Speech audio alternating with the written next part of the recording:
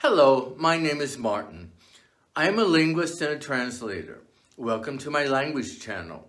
In this video, we're going to talk about the grammatical cases of nouns and pronouns. What is grammatical case? If you have ever studied an ancient language like Latin or Greek, or a modern language like German or Russian, you would have been introduced to the concept of cases. Cases are categories identified by grammarians to describe how nouns, pronouns, and their modifiers function. Take, for example, the word boys in the sentences below. Number 1, the boys are playing. Number 2, the boys' shoes got dirty. Number 3, the other boys' shoes were clean.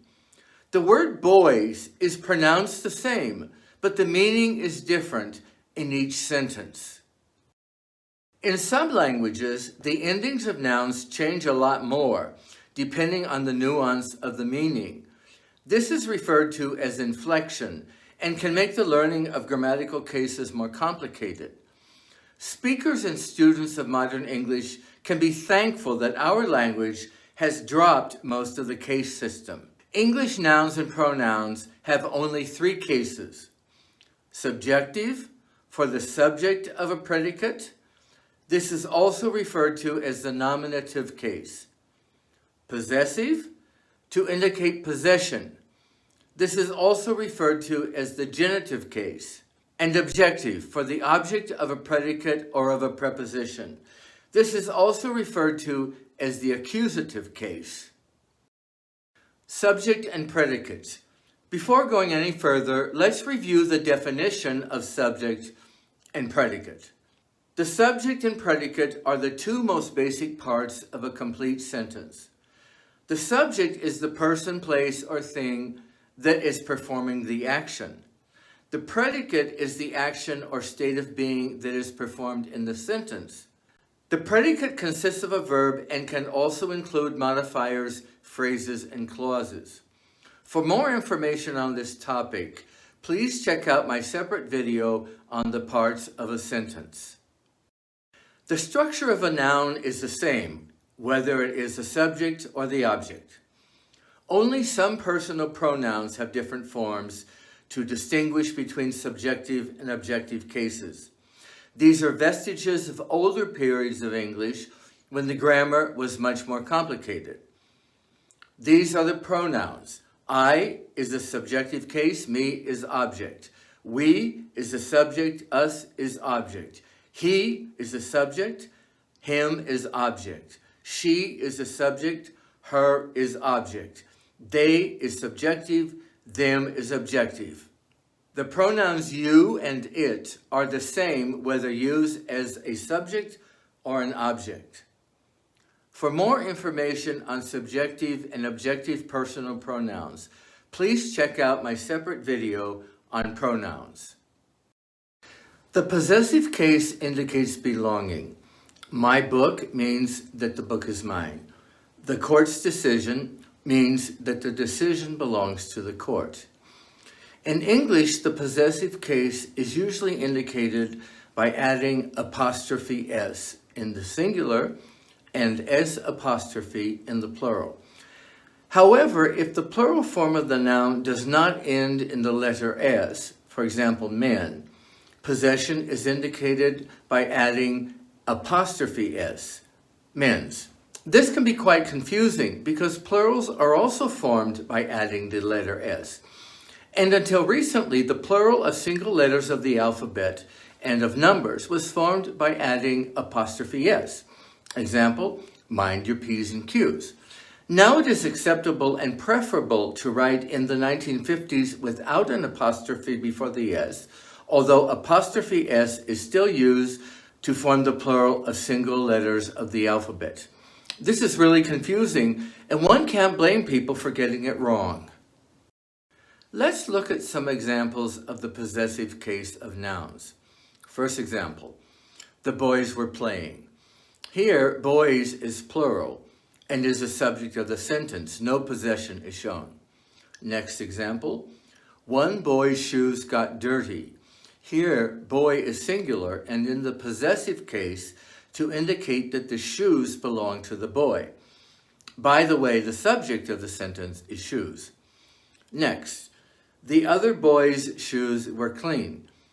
Here, boys is plural and in the possessive case to indicate that the shoes belong to the boys, plural. Another example, the man's car was parked outside. Here, man's is singular and in the possessive case. And lastly, the men's department is upstairs. Here, men's is plural and in the possessive case. Possessive pronouns. Traditionally, my, your, his, her, its, our, and their have been considered pronouns because they are the possessive forms of I, you, he, she, it, we, and they. Technically, however, they act more as adjectives because they describe nouns. My book, her doll, our town, their vehicle. So now the trend is to classify them as determiners. On the other hand, mine, yours, his, hers, its, ours, and theirs are true personal possessive pronouns because they actually do replace nouns. The book is mine, the doll is hers, the town is ours, the vehicle is theirs. Now let's talk about something that is a pet peeve for a lot of people and confusing to a lot of other people. It's or its. The difference between the words it's and its is a source of confusion for many people. This is partly due to the fact that the two words are pronounced the same. The confusion only enters when it comes to writing. It's, spelled I-T-S without an apostrophe, is a personal possessive pronoun or determiner, meaning belonging to it. Examples, the vehicle turned over on its side. Never judge a book by its cover. It's, spelled I-T'-S, is a contraction of the words it is. Examples, it's time to get up, meaning it is time to get up. It's going to be a long, hot summer, meaning it is going to be a long, hot summer. What makes this even more confusing is that, as we have seen already, apostrophe S is used to indicate possession, but in the case of nouns. Not every person remembers all the grammar he or she learned in school. So if you're not sure whether to use its or its, just remember that IT'-S means it is. If you write, the dog was licking IT'-S paw, this means the dog was licking its paw. And one more thing, there is such a thing as a typo. I have seen it's spelled incorrectly by educated people who know better.